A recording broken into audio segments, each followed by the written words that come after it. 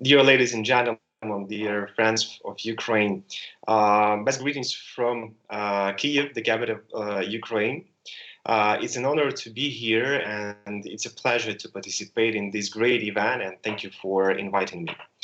Actually, I would like to be brief, and I have just a couple of minutes to talk to you. And please let me devote 1 minute of my speech to devote to commemorating all the victims of the Russian war against Ukraine, to commemorate all the brutally killed children, women, and men, and all the defenders who put their lives to defend us, who live in Ukraine, and also those who live in Europe and in the whole world from the Putin's aggression.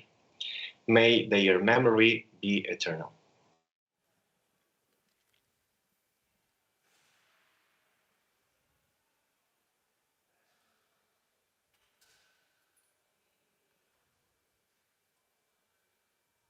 Thank you. Thank you. It's obvious that the war in Ukraine triggered an unprecedented humanitarian crisis across all the country's region. And this war caused many issues, among which the most pressing is the high number of displaced persons and the rapid increase in unemployment among displaced and non-IDPs. The lack of cash and inability to generate income, there are the most pressing needs for displaced and non-displaced in Ukraine. During the first week of the war, about 75% of Ukrainian companies fully stopped their operations, and they are now relocating and trying to restart. However, lots of them have been totally destroyed. And this crisis is even more painful to social entrepreneurs who often have weak capacities in business administration. Being social mission driven, the majority of Ukrainian social entrepreneurs temporarily stopped their business activities and started to provide their products or services for free or provide humanitarian assistance on 100% on a voluntary basis. So consequently, their biggest challenge now is to reconstruct their business models and restart business operations. However, in these painful times, I believe in the power of social. I believe in the power of social economy and social entrepreneurship in Ukraine, especially in times of its reconstruction. And this belief is common among the social economy stakeholders in Ukraine. We believe in it because we have the most necessary resource for social entrepreneurship in Ukraine, the social capital.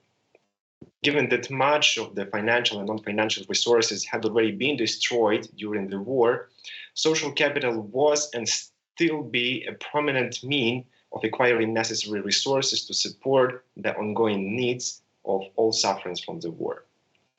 Thanks to the social entrepreneurs, thousands of internally displaced persons have received new temporary accommodation, food, and other items necessary to survive. Those social entrepreneurs whose businesses survived, among them there are bakeries, even factories, farms, and so on, they are growing fast, which is incredible, and they creating new jobs, especially for those who lost their jobs and homes. And one more point, that in times of war, we experience incredible interest in education. Hundreds of people are applying to different acceleration programs, especially social business acceleration programs, to gain knowledge, mentorship, support, and funding to start new social businesses, to create new jobs and provide the most needed products and services now. So, in my opinion, social entrepreneurship is an effective way to serve those who suffer from the war now, and effective way to reconstruct the country in a post-war period. And our task here and now is to support social entrepreneurs with knowledge, consultant support, with financial resources to start or restart their businesses, build new supply chains, and enter new markets. And here, to be frank, I open to any common project we can realize together, to any strategic partnership we can establish to support Ukrainian social entrepreneurs. And on behalf of all the Ukrainians, I definitely say it's big thank you. Thank you for all the support we have received and will receive. Thank you, and stay with Ukraine.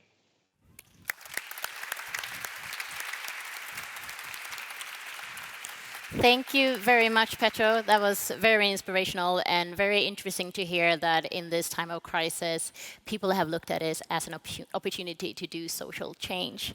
We had a talk, you and me, a few days ago, and you mentioned that the social entrepreneurship scene in its current shape is quite new in Ukraine, even before this invasion in February.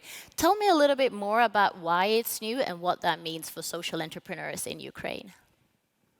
Thank you for the question. The situation is that the social economy is in Ukraine, on the one hand, is a quite new concept, but on the other hand, it has been developing for more than a century. More than a century ago, it was a kind of in the huge cooperative movement. It was a movement. There were cooperatives of forestry, agriculture, oil unions, solidarity banks, and all of them worked for the social purposes of preserving and developing culture, school, and inclusion. Just imagine in 1918, there were 15,000 cooperatives united in 222 unions. But unfortunately, this huge cooperative movement, which is actually the same as social entrepreneurship, it was destroyed because of the Soviet policy. And when Ukraine has got its independence in 1991, the idea of cooperatives started to rebuild and to renew, and actually the new notion reason in Ukraine, which is called social entrepreneurship as well. So actually, the quite new is the term social entrepreneurship, but the idea of social business is not new one. So actually, our dream and my goal now is to catalyze that movement. And actually, I see the goal to unite all of the stakeholders in Ukraine into kind of the common network to develop social entrepreneurship ecosystem. And if any of you would like also to make any contribution to this, to the social economy, social entrepreneurship ecosystem development in our country, feel free to contact. We would be glad to cooperate. You can easily find me on social media, or I guess organizers can freely and easily share my contacts with you. Thank you very much for your time, and yeah, thank you very much, Petros. Thank you.